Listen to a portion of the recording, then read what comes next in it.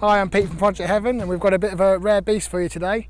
It's a 1975 Lagonda based on an Aston Martin V8, and they only made 7 of these. And I think this is the only one in the world that's got a 7-litre engine.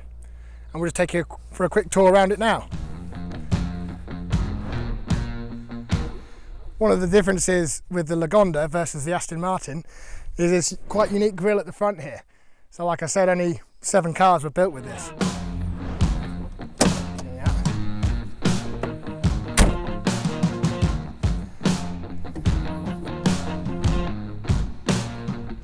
And here's that unique 7-litre engine.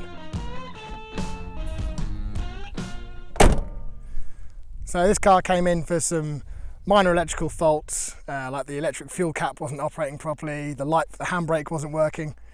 There's some minor paint defects we're going to sort out as well.